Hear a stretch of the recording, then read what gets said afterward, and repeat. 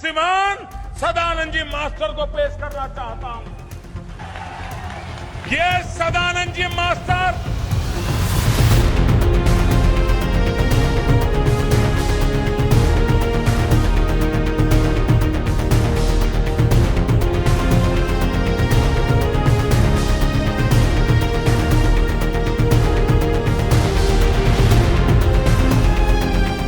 ആരാണ് Sadanandan master?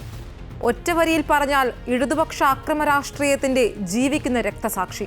Communist കോട്ടയിൽ സംഘ ആദർശങ്ങൾ പ്രചരിപ്പിച്ച CPM ആക്രമണത്തിൽ ഇരുകാലുകളും നഷ്ടമായ നേതാവ്. ഇരുകാലുകളും വെട്ടിമാറ്റിയിട്ടും രാഷ്ട്രീയ പ്രവർത്തനത്തിൽ നിന്ന് പിന്മാറാത്ത മനോവീര്യമാണ് രാജ്യസഭയിലേക്ക് നാമനിർദ്ദേശം ചെയ്യപ്പെട്ട സദാനന്ദൻ മാഷിന്റേത്. വടക്കൻ കേരളത്തിൽ നിലയുറപ്പിക്കാനുള്ള BJPയുടെ വജ്രായുധമാണ് സദാനന്ദൻ മാസ്റ്ററുടെ രാജ്യസഭാ പ്രവേശനം.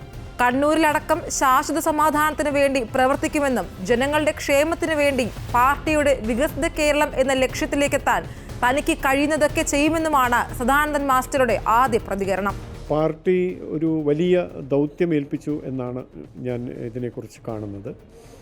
മിനിയാന്ന് ആരാധ്യനായ പ്രധാനമന്ത്രി നേരിട്ട് വിളിച്ചിരുന്നു, ഫോണിൽ സംസാരിച്ചിരുന്നു. അപ്പോൾ അദ്ദേഹത്തിനോട് ഇത്രമാത്രമാണ് പറഞ്ഞത്, ഒരു ദൗത്യം ഏൽപ്പിക്കുകയാണ്, അത് സ്വീകരിക്കുക, നന്നായിട്ട് പ്രവർത്തിക്കുക എന്നാണ് പറഞ്ഞത്. അതേസമയം സദാനന്ദൻ മാസ്റ്ററുടെ രാജ്യസഭാ പ്രവേശനത്തിൽ ചിലർ അസ്വസ്ഥതയും പ്രകടിപ്പിച്ചു. ഇന്ന് ഒരു BJP പ്രവർത്തകനെ രാജ്യസഭയിലേക്ക് നോമിനേറ്റ് ചെയ്യാൻ പറഞ്ഞു. സാധാരണ രാജ്യസഭയിലേക്ക് നോമിനേറ്റ് ചെയ്യുമ്പോൾ ഏതെങ്കിലും ഒരു മേഖലയിൽ പ്രാവീണ്യമുള്ള ആളിനെയാണ് നോമിനേറ്റ് ചെയ്യാറുള്ളത്. ഇന്ന് വരെ രാഷ്ട്രപതി നോമിനേറ്റ് ചെയ്യുമ്പോഴുള്ള കീഴ്വഴക്കം അതാണ്, ഏതെങ്കിലും മേഖലയിൽ പ്രാവീണ്യം തെളിയിച്ചിട്ടുള്ളയാൾ. ഒന്നുമല്ലാതെ ഒരു BJP പ്രവർത്തകനെ നോമിനേറ്റ് ചെയ്യുന്ന നടപടി അധാർമികമാണ്. അത് രാഷ്ട്രീയ ധാർമ്മികതക്കെതിരായിട്ടുള്ള കാര്യമാണ്. ഭരണഘടന നിർദ്ദേശിക്കുന്ന തത്വങ്ങൾക്കെതിരായിട്ടാണ് ആ നോമിനേഷൻ വന്നിട്ടുള്ളത്. അദ്ദേഹം പ്രതിയായിട്ടുള്ളൊരു കേസിൽ ആക്രമിക്കപ്പെട്ട് ഇപ്പോഴും ശയ്യാവലംബിയായി കഴിയുന്ന CPMൻ്റെ പെരിഞ്ചേരി ബ്രാഞ്ച് സെക്രട്ടറി സഖാവ് PM ജനാർദ്ദനൻ അത് സംബന്ധിച്ച് ഇപ്പോൾ ഒരു പ്രസ്താവനയുമായി രംഗത്ത് വന്നിട്ടുണ്ട്. എന്നെ ഈ നിലയിലാക്കിയത് ഓനാണ്.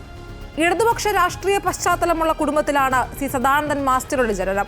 18 വയസ്സ് വരെ SFI പ്രവർത്തകൻ. അച്ഛൻ ഇടതുപക്ഷ അനുഭാവി. പഠനകാലത്ത് മഹാകവി അക്കിത്തത്തിന്റെ ഭാരത ദർശനങ്ങൾ എന്ന കവിത വായിച്ചതിനെ തുടർന്നാണ് ചിന്താഗതിയിൽ മാറ്റം വരാൻ തുടങ്ങിയത്. കൂടാതെ മട്ടന്നൂർ കോളേജിൽ വച്ച് നടന്ന സിംബോസിയത്തിൽ V മുരളീധരൻ എന്ന ABVP നേതാവിന്റെ തീപ്പൊരി പ്രസംഗവും പ്രീ ഡിഗ്രി വരെ SFI സജീവ പ്രവർത്തകനായിരുന്ന സഖാവ് സദാനന്ദനെ BJPയിലേക്ക് ആകർഷിച്ചു. അങ്ങനെയാണ് മാർക്സത്തിൽ നിന്ന് ദേശീയതയിലേക്ക് സദാനന്ദൻ മാഷ് ചുവടുമാറിയത്. സദാനന്ദൻ മാഷിലൂടെ കമ്മ്യൂണിസ്റ്റ് നെടുങ്കോട്ടയിൽ സംഘാദർശത്തിന്റെ വെളിച്ചം അങ്ങനെ തെളിയാൻ തുടങ്ങി. മാഷിലൂടെ കൂടുതൽ ആളുകൾ സംഘ ആശയങ്ങളിലേക്കും BJPയിലേക്കും ആകൃഷ്ടരാകുന്നു എന്ന് തിരിച്ചറിഞ്ഞ CPM അതിനെ നിർവീര്യമാക്കാനുള്ള ശ്രമങ്ങൾ തുടങ്ങി. 1994 ജനുവരി 25-നാണ് കണ്ണൂരിലെ രാഷ്ട്രീയ കൊട്ടേഷൻ സംഘം മാഷിന്റെ ഇരു കാലുകളും വെട്ടിയെറിഞ്ഞത്.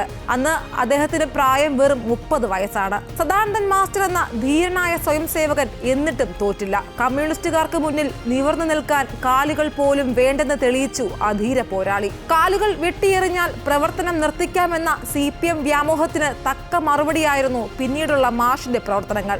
സദാനന്ദൻ മാഷ് രാജ്യസഭയിലേക്ക് എത്തുന്നതോടെ BJPയുടെ ലക്ഷ്യങ്ങൾ പലതാണ്. പ്രവർത്തകർക്ക് ആത്മവിശ്വാസം പകർന്ന് കൂടുതൽ സംഘടനോത്സുകരാക്കുകയും CPMന്റെ അക്രമ രാഷ്ട്രീയം തുറന്നു കാട്ടുകയുമാണ് നേതൃത്വം മുന്നിൽ കാണുന്നത്. തദ്ദേശ നിയമസഭാ തെരഞ്ഞെടുപ്പുകൾ വരാനിരിക്കെ ഒരു മുഴം മുൻപേ എറിഞ്ഞുകൊണ്ടുള്ള BJPയുടെ തന്ത്രം. സദാനന്ദൻ മാഷിന്റെ രാജ്യസഭാ പ്രവേശനം വീണ്ടും ചർച്ചയാക്കുന്നത് CPMനുള്ള ആക്രമണ പാർട്ടി എന്ന ലേബലാണ്.